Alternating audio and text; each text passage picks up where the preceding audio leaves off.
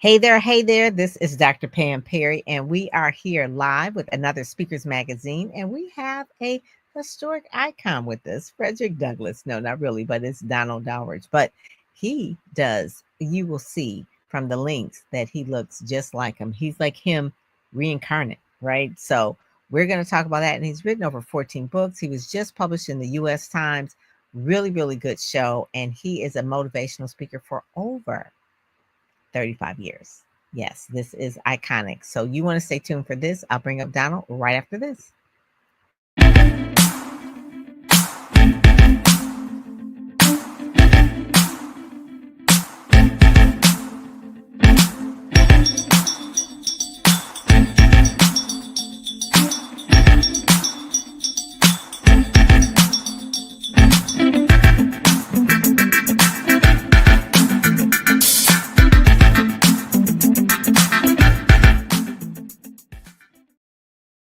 So you've heard of the saying that, I'm not new to this, but I'm true to this. That is what this gentleman is. He is true to this. And he's got a backstory that is pretty amazing of why he's doing what he's doing and has been doing it for as long as he has. And so I'm going to bring up right now, Donald L. Dowridge. There you go. Hi, sir. How are you? Live in living color. How are you? Good, good, good. So we had talked a little bit about the Pinnacle of DLD, and you said that you were going to probably start your podcast with a song. I don't want to put you on the spot, but you know what I'm about to do. I'm about to put you on the spot. So let me hear one of these songs that I can give you a couple of seconds and put in a commercial real quick if you want, and then we can come back because I want to hear this song. Okay. Okay. All right. I'll give you a few. All right. Knick-knack, paddywhack, give a dog a bone with Pam Perry PR. 24 years strong, she know the do's and don'ts. 24 years stepping over traps, smashing clickbait, so you stay on track. She still got game, world-class PR, going hard in the paint for beginners and saints. Check it.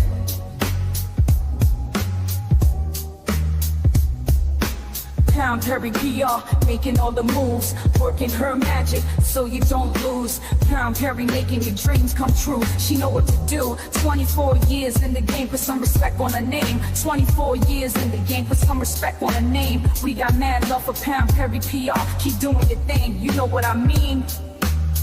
Bye, leave that, do your thing. Pam Perry PR, 24 years strong and still standing tall. So I was gonna, like I said, I'll give you that was like 58 seconds. So we have a little promo in there. I says, well, you know what? This is live. We are streaming on YouTube, we are streaming on Facebook, and we are streaming on Amazon Live as well, because you will see that his links are right there in Amazon Live where you can click and get them. So let's hear a song, because this is one of the unique things that you do, besides all the other things we'll talk about. Okay, here we go. Let me get my cheeks out, my eyes first.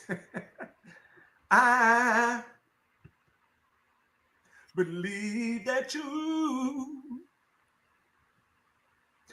are a bona fide winner. Just bring your best. You won't regret your life. All you have to do, well, is live it just right. Oh, you won't have to worry, 'cause everything is all right with you. Yeah. Just keep doing what you do, and you won't have to worry, 'cause you got this. Well, everybody sing, yeah. I'm still in love with you. So did you do that because I'm from Detroit and I am a Motown girl? Is that what that is? I Well, love I tell you what, it. let's throw that in there too. And I don't know if you know, but back in 1996, I did audition with the Temptations. What? So yes, I auditioned with the Temptations. I'm in a singing group as well, and believe it or not, when we end our session, we ended with James Brown. Get up and get up, get involved, and get into it. So Hmm. James Hmm. Brown is another one of my heroes, going way back to when I first saw him on the Ed Sullivan Show. So in short, entertaining, bringing smiles to faces. I mean that's my motto. Making people happy and uh, uh, um, letting people see how valuable they are to Hmm. them, not to Hmm. everybody else, but to them. And That's it. that right there, if I can bring a smile, or even if it's like, wait a minute, that guy's crazy, but if we can Well, put a that lot of people, happiness in there, yeah, a lot huh? of people look at you and say, "Hey, he looks like Frederick Douglass." So that was a Yeah. thing that you memorized a lot of his speeches and monologues, and so people have you all over, all over the world, all over the country doing Frederick Douglass monologue, and that link is there as well. But I want to get a little bit too, Donald, into your backstory about why motivation is important to you. Besides wanting to stay positive and you want to put smiles on people's face, what is one of the main things that has made it important for you as a high value of really motivation? Well, to be honest with you, before I even got into the world of motivation, I knew, believe it or not, there was something inside of me. I just didn't know what it was. And if I can say this, I've always had that leadership trait within me. I just didn't know how to express it. Also, to be factual with you, even going further back, my great grandmother, she told me that, I'm going to be something special. I didn't know what it is. She said, but you're going to move the world. And I had no idea what she was talking about. But when my son came to me when I was at working for the post office Mhm. as the first Black manager of a department, Mhm. asking me to come speak to his class, which I did. I said, okay, I'll go speak. And cause at that time, my mind is working on becoming the first Black postmaster of Tampa, Florida, if you will.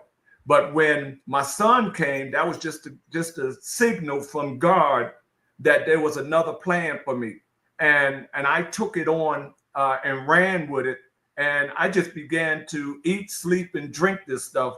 And this is something that I really, honestly, I'm getting a little bit emotional, but this is really something that I really needed, to fortify my life, to be able to use my life and my hardship, my turbulent road, my abusive childhood, if you will, to make an impression on other people in their lives, because I knew that there were many more people that were still going through those trying times, if you will, that are still stuck back in the vineyard. And I know they're stretching for like any type of assistance that they can hold, Mhm. and it just goes Exactly. back to, am I my brother's keeper? Am I my sister's keeper? And, 35 years of doing this, I am truly committed. Um, I mean, like I tell people, I'm human like everybody else. I have my days like everybody else, but I'm so thankful that I've honed in on the fact that even though I have those days, I still, and like the late great Queen Maya Angelou say, and still I rise. And still And I that's rise. I love that. I love that. That and is that's one the of the whole. things that I see that you, and I find this with a lot of motivational speakers, that they cut their teeth with youth. So when you did that very first speech or that talk to your son's school, what grades were those kids? Were they kindergartens, first graders? They were fifth graders. They were fifth graders. Okay, so they're a little Yes. older. So fifth graders, if you can hold the attention of a fifth grader, that is a feat in itself, okay? Because as busy as they are. And so, did you start out with the song? Do you remember what that was that sparked them? Were they clapping at the end? Were they crying? Did they come up to you and hug your legs? What was that first response to say, hey, this is really what I want to do, and this is what I'm called to do? What was the response like? Well, first of all, allow me to give my reaction, give the reaction from my son. He was sitting in the back, like, shaking his head like, what's really going on up in here? But the other kids, once I started dancing like James Brown, because I was telling, and I still do it. I tell the story about when I was in the first grade and the teacher, Miss Gutty, came with that long ruler. And as I had one leg up sliding across the floor, she tapped me. And all the kids, they started laughing in the first grade, my classmates. So when I tell that story, and then I go down and I do the split, which I no longer do. But once I did the split, the kids were all in amazement. So, from there, they were right here. I had them right here. And just telling them stories about how they can succeed, that they were little kings, they were little queens, and, the world is their oyster, go for it. And when it was all said and done, matter of fact, the teacher, he walked out because he had to go to the office. But when he came back and he saw the kids cheering, want to hug me, and he was like, what did you do to my kids? And that's it. Believe it or not, a couple of months ago, I was in a store and a young lady came up to me and she said, "Are you Mr. Dowridge?" I said, "Yes." She said, "First of all, it's amazing because you still look the same. The only thing different is your gray hair. But I was in the 5th grade when you came by. I was in the grade with your son when you came by." And I'm like, "Get out of here." So it's the long-term impression. And when I hear individuals come to me with responses, that just solidify that God has me doing the right things with my life, So I wouldn't trade it. It's like a red carpet ride. That is interesting because there are two Hall of Fame speakers, Willie Jolly and Dr. Delatoro McNeil, I believe. Both of them had a situation where they spoke to youth. They really felt motivated to speak to youth and speak to kids. And I find that doing Speakers Magazine, that most speakers who are motivational speakers ended up first starting to speak to youth. And it's a gift because if you can motivate a youth, especially teenagers or those that are preteens, you do have a gift. And so if they were cheering, they were clapping, that sort of thing, that is the same energy that spills over to other places where you have spoken. So tell us some of the signature things that you speak about and where you have spoken them. Well, first of all, if I can back up and I'm gonna let it out, I might get in trouble. But Mr. Del Torrio McNeil, him and I, we know each other very close. We went to the same church. As a matter of fact, his awesome mom, who is in heaven right now, his dad, his brother. Matter of fact, I was just with his brother a couple of weeks ago. Awesome young man. We've done work together on radio shows here in Tampa. I have nothing but praise for him. But I shouldn't say but. However, in reference to words that I speak about, is basically, don't allow your situation that you're in to stop you from where you must go. Whatever your situation was in the past, none of us can go back into that past and rectify anything. It's done. You see what I'm saying? That's Pandora box. But we all, as human beings, we do get visits from our past. So it's just a matter of, have you forgiven your past in order to move on to your future? And we see a lot of people, unfortunately, that are having distorted times with their life, 9 times out of 10, because they have not forgiven their past. Also is that, when we every day we wake up, all right, we should wake up with the idea that, hey, I got another day out of this thing called life, and I'm gonna get up and I'm gonna go full blast until it's time for me to lay down tonight, and be able to look back on my day and see all the great things that I've been, or that I was able to do. I also let them know that on the day that all of us, even you, Dr. Pam Perry, that we were born, the world stopped and gave us a standing ovation. Why?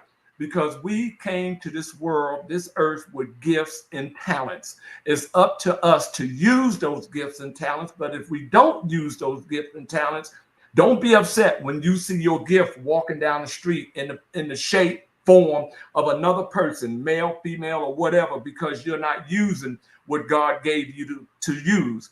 You are so positive. So Donald, you're so positive. I want people to understand too that this is a gift just to be this positive. So give us a little bit of the tidbit of your you were saying you went through some trials as a youth. I think you suffered some abuse and things like that. So for you to stand in front of people and to motivate people, because a lot of people would have just thrown in the towel and said, "Oh, forget it. I've gone through too much. I can't. I can't even think about it. I don't want to talk about it. I don't want to motivate myself, much less anybody else." So give us a little bit about how that story started. Well, believe it or not, my two sisters and myself, we were discovered on a street corner or in the yard, as they say, and they were trying to get to us before social service. It didn't happen. So they wound up splitting us up. I wound up going to a separate foster home. When I realized anything, I was in my second foster home, which I thought was my first foster home, but it was my second foster home. The guardians, Mr. and Mrs. Mars, I love them. I mean, I love them with all my heart, even to this day. However, their niece and their nephew, all right, they brought all type of trauma to me. And if you know about a child that goes through trauma, they brought the trauma. The sister, who was the aunt, several times she tried to hang me out the third floor window. The brother, he mentally abused me. I'm just gonna be honest with you, physically abused me, and of course sexually abused me. And I really went through a lot of trauma situations. And Mr. Mars, believe it or not, he used to carry. I remember him carrying me in his arms, and he would always ask me to talk. I would never talk. I mean, I think for the first 2 or 3 years, I didn't say anything. That was trauma that was in me. So I get to my fourth foster home, and unfortunately, in the fourth foster home, the foster father there plummeted me, if you will, with his fist 5 times on my forehead.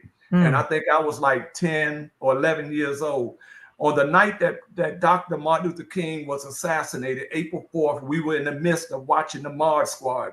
My favorite actor, God bless his soul, Clarence Williams III, none but love for the brother. He was about to jump on the criminal. He had on all white that he usually wore. And they interrupted the program. David Brinkley gave his spiel about what happened in Memphis. So everybody started crying. And please understand, I didn't know who Dr. King was. I was not aware of the civil rights movement or anything. And when they interrupted the program, I cried. They cried, I cried. But I cried because they interrupted my show and I spoke on it.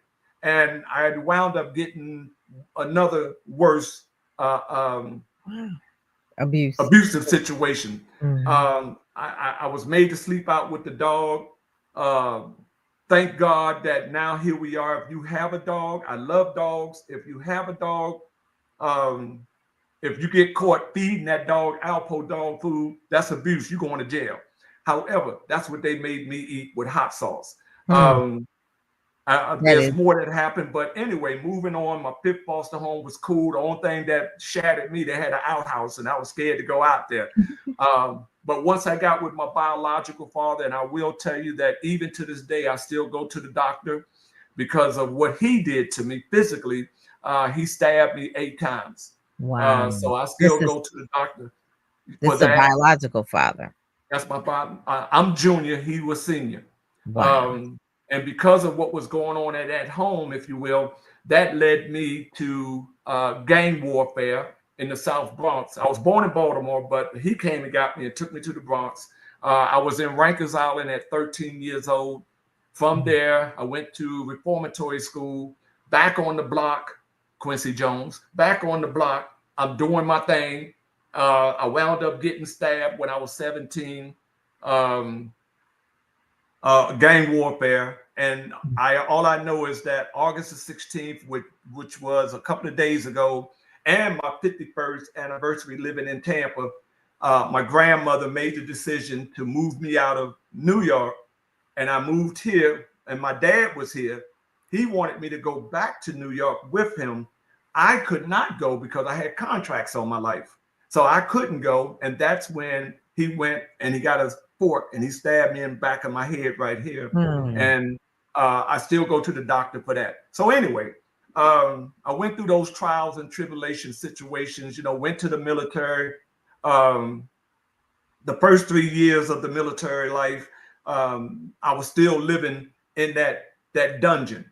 Yeah. My physical was there, but my mind was still in the dungeon. And I repeatedly got in trouble. The sergeants, the staff sergeants, we all had words. I couldn't keep my rank, blah, blah, blah. But one day I said, come on, Don. Come on, Don. Come on. Come on. Let's get it together, brother. Let's get it together. We can't waste this.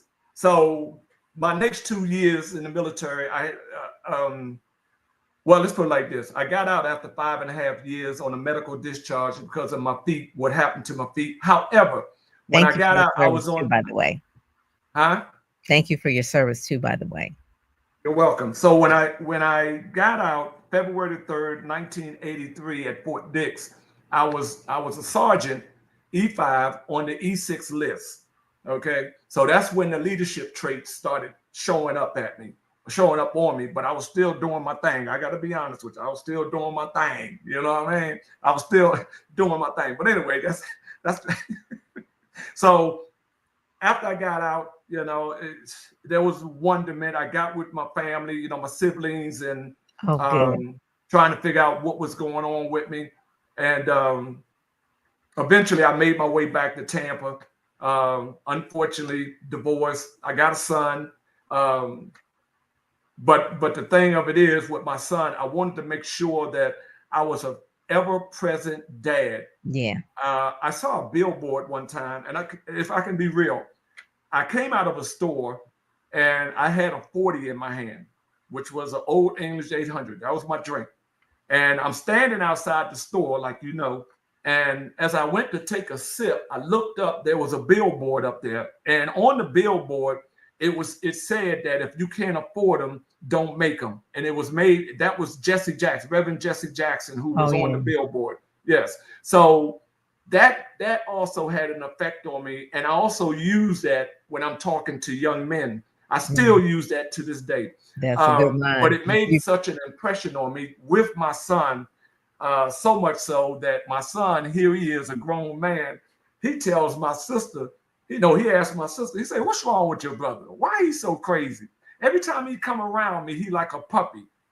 After he said that, I told him, I say, son, be glad you have a dad that come around you, that be around you, that love you so much and is like a puppy to you, because he knows my life. He know my backstory, and he knows about his granddad and what his granddad did to me. He knows. All right. So the point of the subject is, like I told him, I say, son, until God come and close that casket on me, I'm there with you. I'm here for you. I love you so. As a matter of fact, I was at his house. He was actually the catalyst for to get into motivational speaking. So that's one of the main things. So that's one of the things that is a full circle moment for you. That son that you're the father to, and you want to be ever present, but by speaking to his school led you to the motivational speaking. So tell us some of the places where you have spoken, though.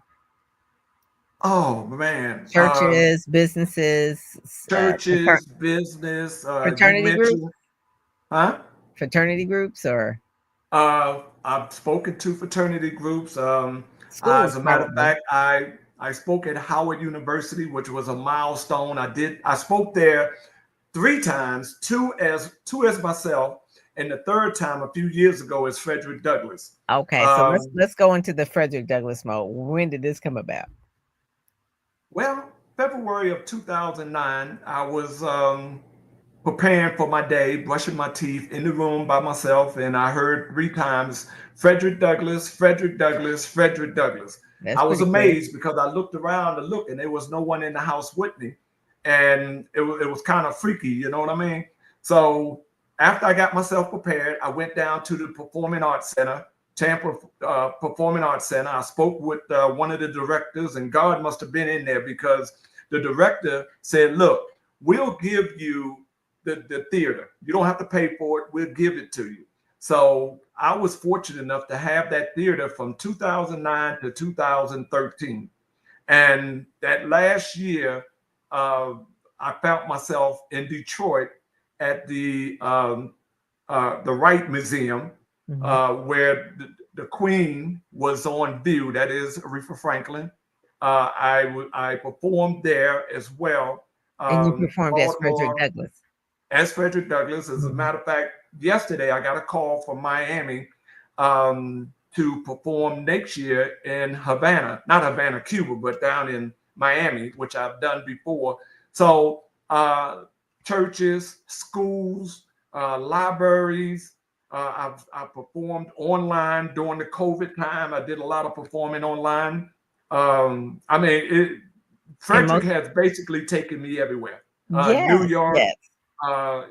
and trust me, Frederick, look, when I turned around the first time my hair was done and I turned around and looked at in the mirror, it scared me. I was like, oh That's in man. the article that I did that is in the US Times. There's a link down there below. Is that it Yeah, actually I shows saw you the article. look you, so people need to go to look at that as well, that you're looking at Frederick Douglass, and it's very, very, very similar. So we got a few minutes left. And so I think I want people to really take away is some of the books that you've written. You've had such a uh, tragic and trauma upbringing, but it has really just planted such a seed in you to motivate other people and to share and inspire them. Yes, so those are some of the books. Those are the books I actually have in the Amazon Live too. The Winter book, was the Winter book your first book? No, to be honest with you, I've written this is my 14th book. That's your Now, 14th. Okay. that's the 14th. Now, I give credit to 14 because prior to this book, all the books I did in-house. So, and I still have copies, but I mean, look where we are today as opposed to yesterday. And I sold those books as is, stapled together and everything back in the days, combed together, but I mean, I can't bring them out and go do it today. I would have to remanufacture them. But Redo them, republish them. Yeah, that yeah, happens a and to lot. be honest with you, my first book, Truth in the Poem, was a book of poetry, and I sold 5,000 copies of those books at $12.95 back in 1994. Wow. Okay, Wow. so and I'm That's a currently lot. I'm working on my 50th book, which is, I mean, not 50th, but my 15th book, which is entitled 50, which represents 50 years of me residing in Tampa, Florida. So Hmm. it's a walk through my life here in Tampa. I love it. I love So it. And yeah, people can go to dldenterprises.org, DLD Enterprises. They can actually get on your email list and stay connected to you as well. Do you send out things regularly to your email list? I do. I do the email. I also, and just to let you know, I'm also on Facebook, um, all the social media platforms. And if I could say this to people who are on social media, please be careful because this morning I got hacked. I got Mm, hacked by perpetrators. You ready for this? In Lagos, Africa. So we're mm, tracing this to try to get my information back. But I'm just yeah. saying I'm on all platforms. And basically, I use those platforms to put out positive words to the followers to assure that, hey, life is not as bad as it seems. We all got bumps. It's just how you get up and dust yourself off and get back in it and move forward with your life. That is so true. And the thing too is that people, when they go to your website directly, they will just get you directly. So you don't have to go through anybody else's platform. This is your platform, your email directly to them. So my main thing is always be the owner of it, not the renter of the social media platforms, but we own our own domain. So DLD, which are your initials, enterprises.org. That's where they can go to there to get notified about your podcast, your newsletters, the videos that you put out. You have a YouTube channel, you can let them know about that as well. And then also too, when you have that new book coming out as well. Do you want to share the title yet or no? Well, the name of it is simple. It's entitled 50. Okay, Basically, that's the name of it. 50. okay, 50 all right. years. All All right. right. All right. So Yes, that is yes, good. That is good. And one of yes. the things too, you've been in Speakers Magazine. You're going to be in the upcoming issue, but in the interim, they can read about you in the US Times and just know a little bit more about your story. Reach out to Donald on through his website there. Obviously, the contact form is there where you can do that as well. But I just thank you so much for joining us today on Speakers Magazine and also Amazon Live and also on YouTube Live, which you can watch on your smart TV. So like, share, subscribe, and make sure that you go to dldenterprises.org. Okay. With that, thank you so much, Donald. Thank you for coming on, and we look forward to more from you. And thank you for having me. And I'll just say this and I'm out. Ain't no stopping you now. You rising On the up move. to the top. Hey, that's right. So thank you very much, Dr. Pam Perry. I'm elated. This has been an awesome time, and I look forward to even more great things coming down the pipeline. So it's people like you, and it's the Speakers Magazine like this, and other organizations that are opening the doors for this old dude, this OG to come through. That OG. Hey, yeah, it's going to be what it's going to be. And I see all the accolades of you in the background as well. So thank you so much too for all that you do and that you're pouring into others as well. Yes. Right. God bless. Thank you. God bless you.